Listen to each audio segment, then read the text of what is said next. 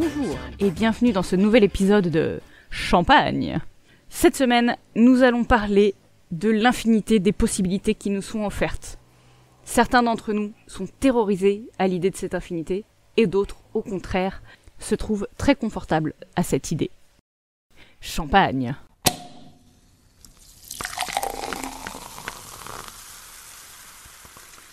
Pendant très longtemps, je n'avais absolument pas conscience que je pouvais changer des choses dans ma vie.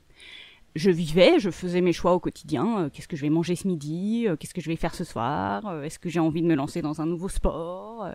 Une vie complètement normale et banale en fait. Et depuis quelques années, je me suis rendu compte que c'est pas vrai. On ne choisit pas sa vie quand on décide ce qu'on fait le soir. Et ça m'allait très bien de ne pas choisir ma vie, hein, qu'on soit clair. Je profitais de la vie comme elle venait, sans me poser trop de questions. J'avais une vie très heureuse, je tiens à vous le signaler. Ça m'a jamais posé de problème, j'ai jamais senti aucun frein par rapport à quoi que ce soit. Et pour moi, en fait, le chemin était tracé devant mes pas, donc j'avais aucune question à me poser et ça m'allait très bien. Jusqu'à un jour où j'ai entendu, alors je ne sais absolument plus où, parce que c'était il y a très longtemps, la notion de champ des possibles.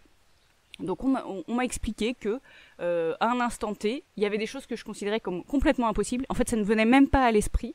Alors qu'en fait, elles étaient possibles. Et ces sujets-là, on les voit pas, on les comprend pas, on n'y est juste pas confronté. Et du coup, la question ne se pose pas.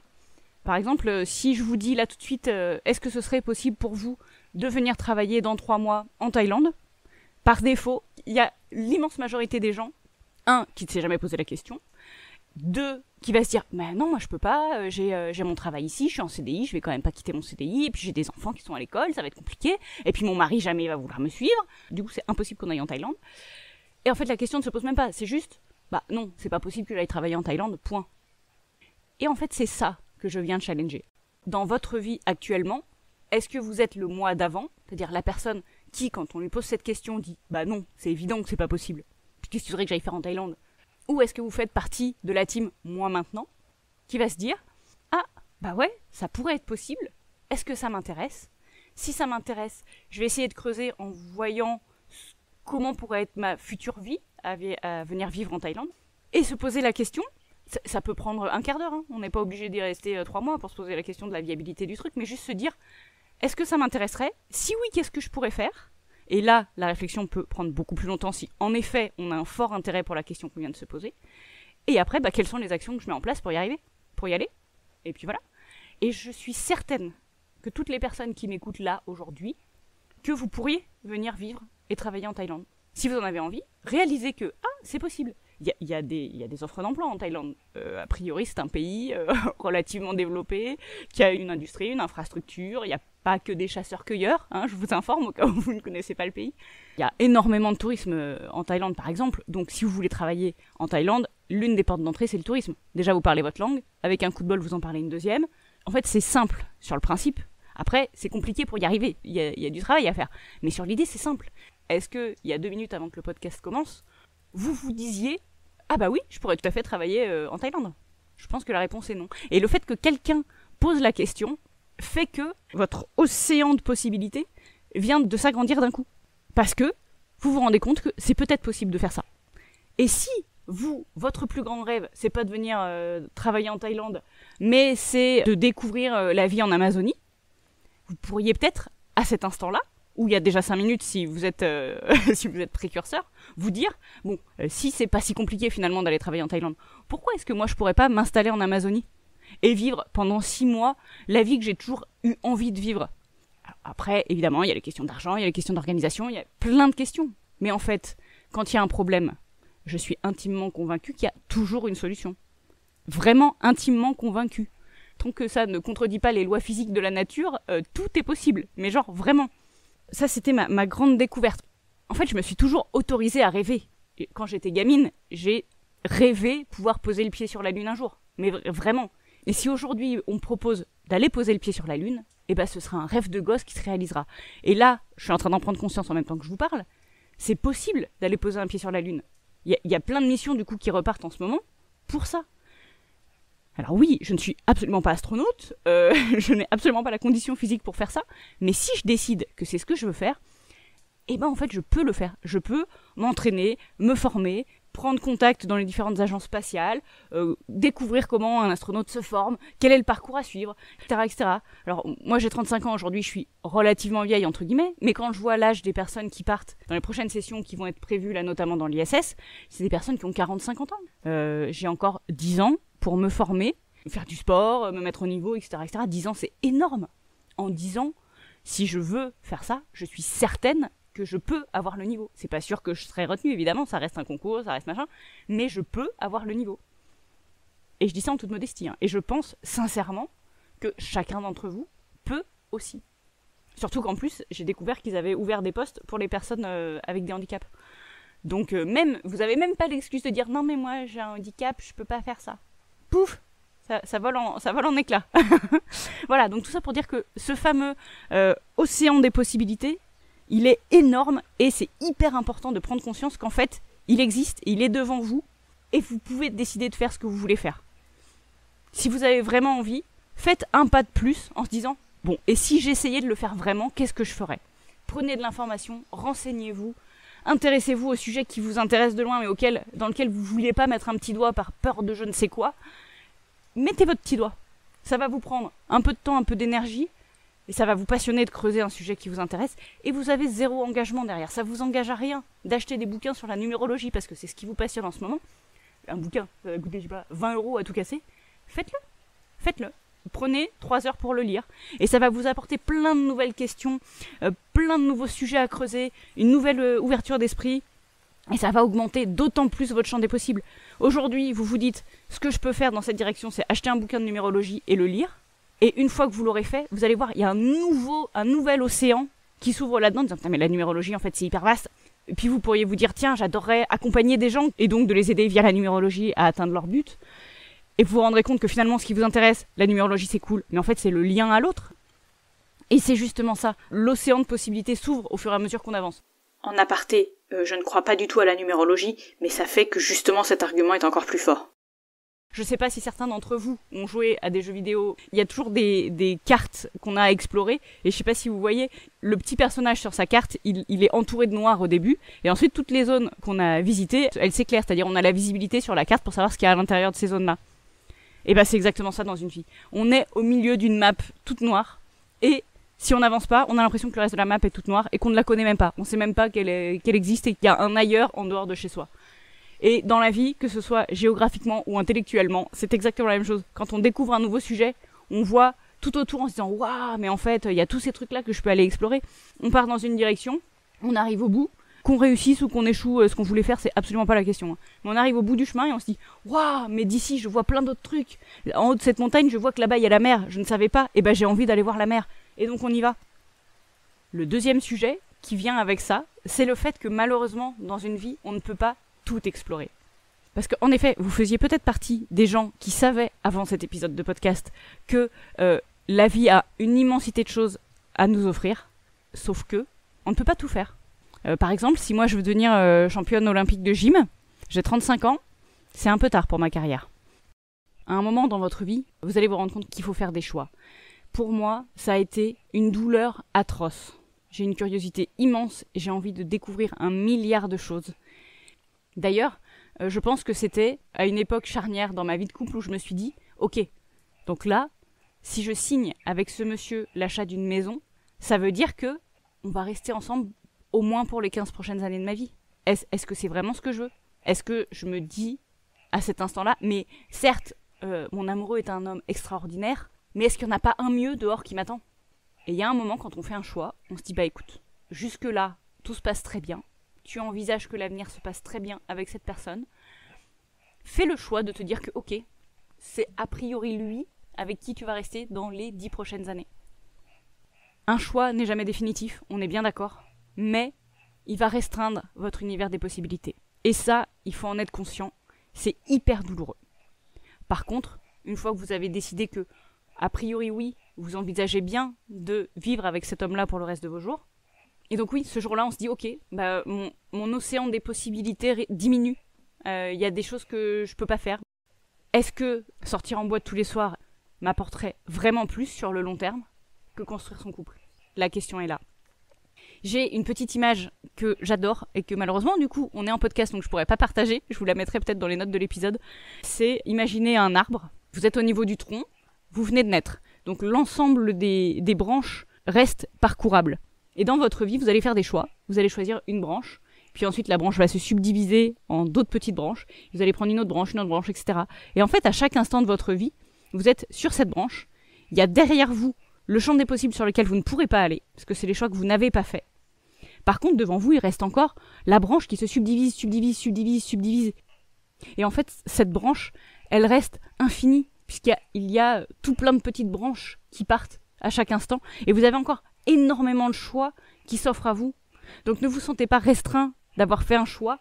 Déjà parce que je pense qu'on peut revenir dessus. Donc l'analogie avec l'arbre s'arrête là. Mais surtout parce qu'il y a encore une immensité, presque une infinité de possibilités qui s'offrent à vous. Je vais faire un petit point pour les matheux et peut-être pour les moins matheux. Quand on parle de l'infini, on a l'impression que c'est un truc immense qui s'arrête jamais. Et en fait, je ne sais pas si vous savez, mais il y a plusieurs types d'infinis. Il y a des infinis qui sont beaucoup plus grands que les autres. Je vais vous prendre un exemple. Oh là là, je pensais vraiment pas parler de maths dans ce podcast. J'imagine que vous savez que l'ensemble des nombres est infini. C'est-à-dire que si vous comptez 1, 2, 3, 4, 5, 6, 7, il n'y a pas de fin. Ça, c'est l'infini. Mais est-ce que vous savez aussi qu'il y a des chiffres à virgule qui existent ? Donc entre 1 et 2, il y a 1,1, 1,2, 1,3, 1,4, 1,5, etc. Donc en fait, l'ensemble des nombres à virgule est beaucoup plus grand que l'ensemble des nombres entiers. Découverte incroyable. Donc maintenant, dites-vous que je suis sur ma branche au milieu de mon arbre, là, et toutes les possibilités qui s'offrent à moi, devant moi, et ben ce sont les chiffres à virgule. Les chiffres entiers étaient derrière moi, et maintenant j'ai les chiffres à virgule. Donc vous avez toujours une infinité de possibilités devant vous. Je vais revenir sur ce que je disais tout à l'heure, le champ des possibles, des lois physiques. Si je décide demain de sauter d'un immeuble en me disant « je vais réussir à voler parce que j'ai très très envie de voler, donc je vais sauter d'un immeuble et je vais voler », vous vous doutez bien que là, on a un souci. Parce que malheureusement, c'est pas possible qu'en sautant d'un immeuble, un être humain, juste avec des vêtements, puisse voler vraiment. Si vous voulez voir la Terre vue de haut, vous pouvez aussi conduire un hélico, ou vous faire conduire en hélico. Qu'est-ce que la découverte de cette notion d'océan de possibilités a fait chez moi ? Ça m'a permis de prendre conscience que je pouvais être maîtresse de ma vie. La formule est galvaudée, certes, mais c'est vrai. Jusqu'avant, j'avais une impression de contrôle. Maintenant, je sais que j'ai le contrôle. Pas sur tout, mais sur pas mal de choses, beaucoup plus que ce que je pensais. Et ça a complètement changé ma vision du monde, mais fondamentalement et intrinsèquement.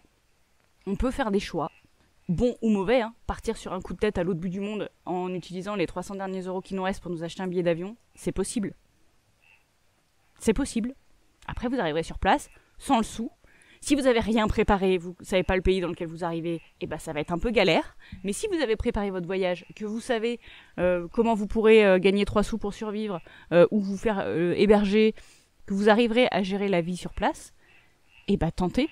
Si votre objectif, je vais revenir sur mon exemple de l'Amazonie, vous n'avez pas de sous, vous vous débrouillez pour trouver 800 euros pour vous payer votre billet d'avion, vous débarquez au Brésil en disant, j'atterris là, j'ai 0 sous en poche, et mon objectif, c'est de rester au moins 6 mois et de revenir en France si l'idée m'en prend, vous avez un objectif clair.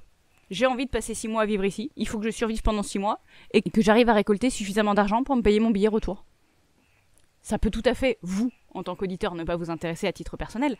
Prenez 5 minutes pour réfléchir à quels sont les trucs que, si c'était possible, vous aimeriez faire. Si vous avez un petit carnet ou sur votre téléphone, notez-les. Ah, j'adorerais pouvoir prendre un voilier et voguer jusqu'en Angleterre. Écrivez-le.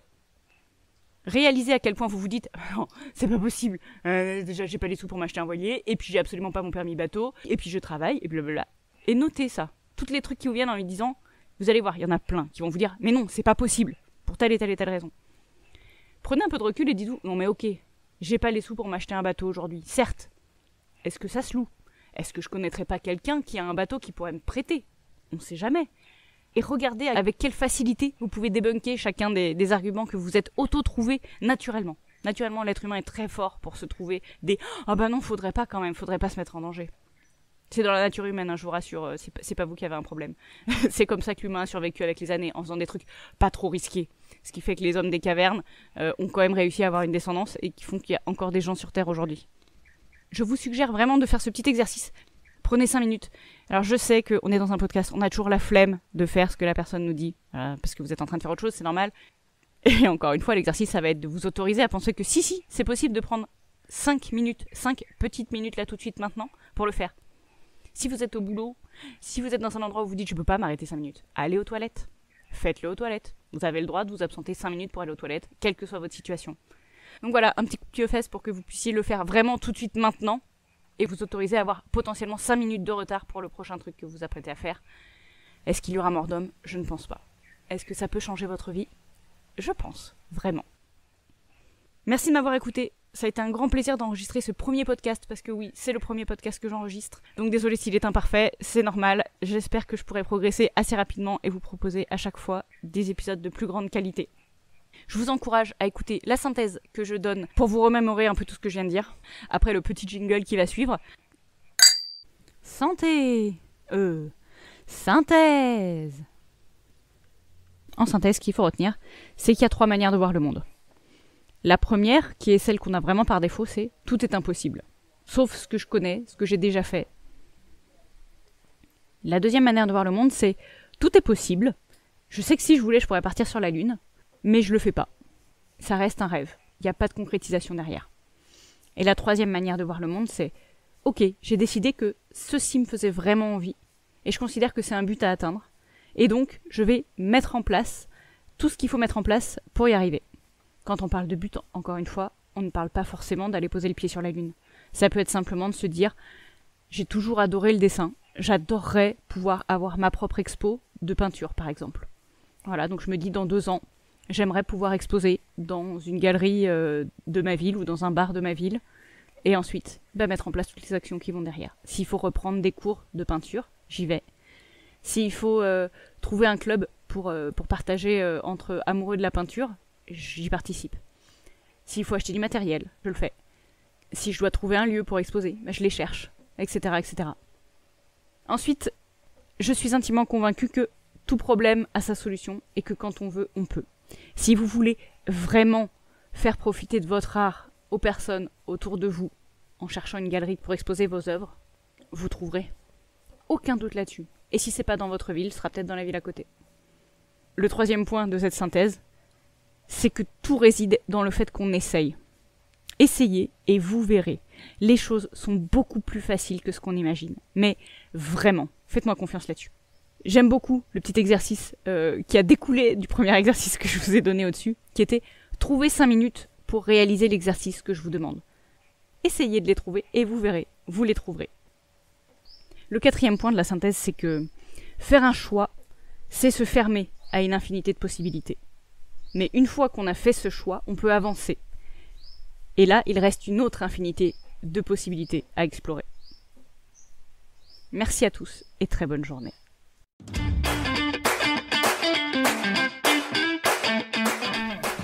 Merci à vous d'avoir écouté cet épisode de Champagne.